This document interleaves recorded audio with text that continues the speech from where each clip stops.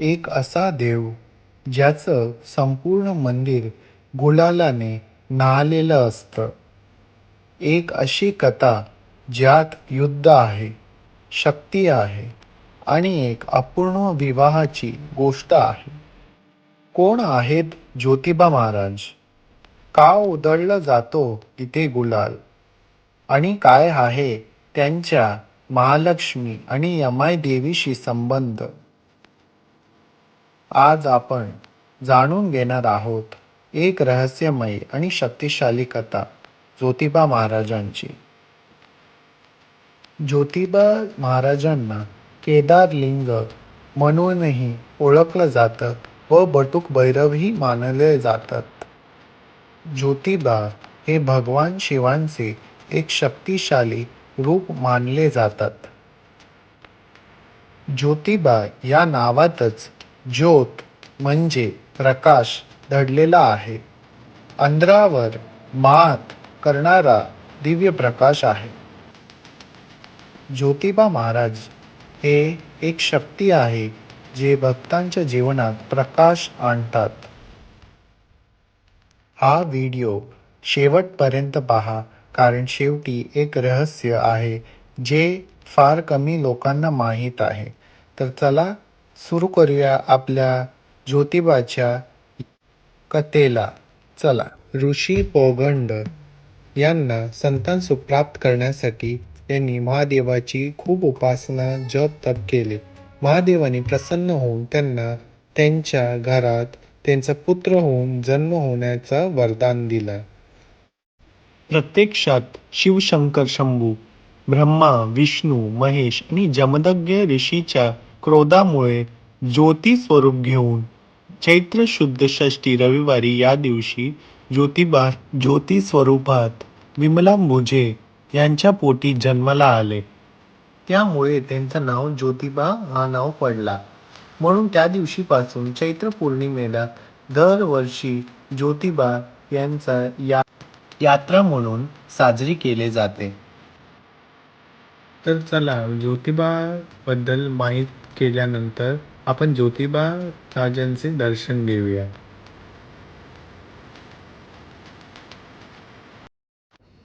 कोल्हापुराच्या डोंगरामध्ये वसलेलं एक पवित्र स्थान, जिथे भक्ती, श्रद्धा आणि दिव्य शक्तीचा अनुभव एकत्र येतो. स्वागत आहे ज्योतिबा महाराजांच्या पवित्र नगरीत. कोल्हापुराजवळील वाडी रत्नागिरी येथे वसलेलं ज्योतिबा मंदिर हे महाराष्ट्रातील एक अत्यंत प्रसिद्ध आणि पवित्र तीर्थक्षेत्र आहे. सुमारे 3100 फूट उंचीवर असलेलं हे मंदिर सह्याद्रीच्या निसर्गरम्य डोंगरांमध्ये वसलेलं आहे, जिथे प्रत्येक क्षणी भक्तीचा अनुभव येतो. पुराणांनुसार ज्योतिबा महाराज हे ब्रह्मा, विष्णू आणि महेश यांचे संयुक्त शक्तीतून निर्माण झालेले अवतार मानले जातात. एका काळात रत्नासूर आणि कोलासूर या राक्षसांनी पृथ्वीवर अत्याचार माजवलेले होते. तेव्हा देवांनी एकत्र येऊन ज्योतिबा महाराजांचा अवतार घेतला आणि त्यांनी त्या राक्षसांचा पराभव करून पृथ्वीवर पुन्हा शांतता प्रस्थापित केली. विजयानंतर ज्योतिबा महाराजांनी कोल्हापूरच्या या डोंगरांमध्ये आपलं निवासस्थान केलं. या मंदिराची एक खास ओळख म्हणजे इथं उधळलेला जाणारा गुलाबी गुलाल. गुलाल उधळणं म्हणजे आनंद, विजय आणि भक्तीचं प्रतीक आहे. मंदिरात होणारी आरती, मंत्रोच्चार आणि घंटानाद मनाला एक वेगळीच शांती देतात. चैत्र पौर्णिमेला येथे भव्य यात्रा भरते, ज्याला ज्योतिबा यात्रा म्हणून ओळखलं जातं. लाखो भक्त येथे एकत्र येतात आणि संपूर्ण डोंगर गुलालाने गुलाबी होतो. अनेक भक्त लांबून पायी चालत येऊन आपली श्रद्धा व्यक्त करतात. हे मंदिर हेमाडपंथी शैलीत बांधलेलं असून काळ्या दगडातून तयार केलं आहे. ज्योतिबा महाराजांची मूर्ती फुलांनी आणि दागिन्यांनी सजवलेली असून भक्तांना दिव्य ऊर्जा जाणवते.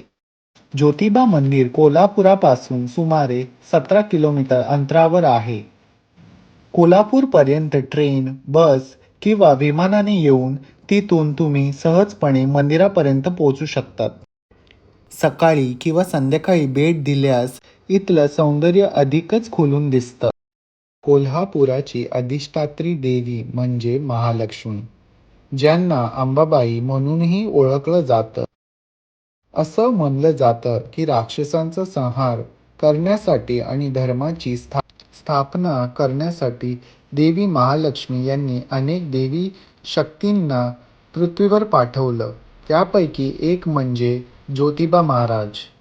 म्हणूनच कोल्हापूर परिसरात ज्योतिबा महाराजांना देवी महालक्ष्मींचे सेनापती किंवा रक्षक मानले जातं.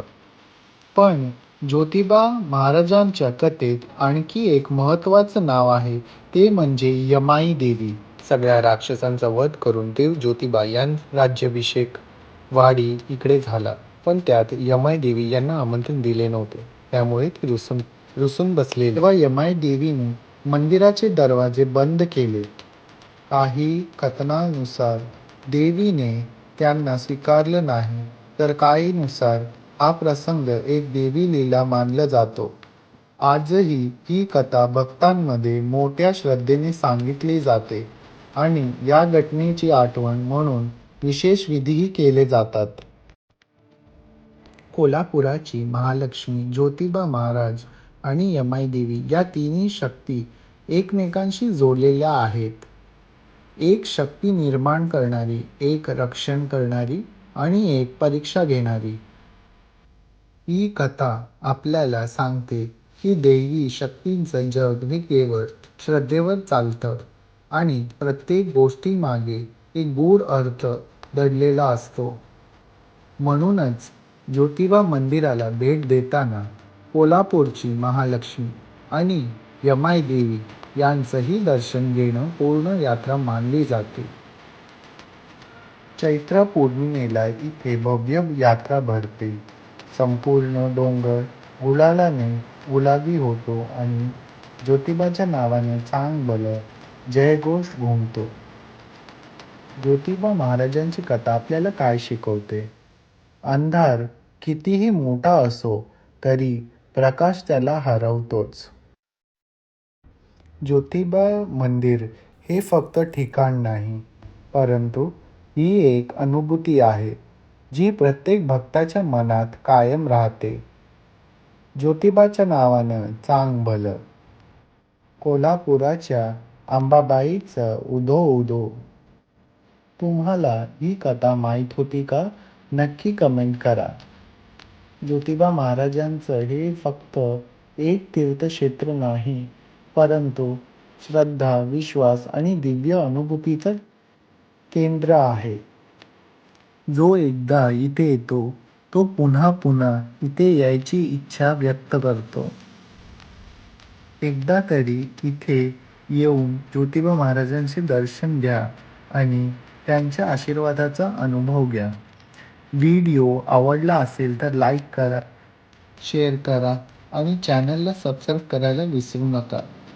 ज्योतिबाच्या नावानं चांग भलं, कोल्हापूरच्या अंबाबाईचा उदो उदो. चला बाय.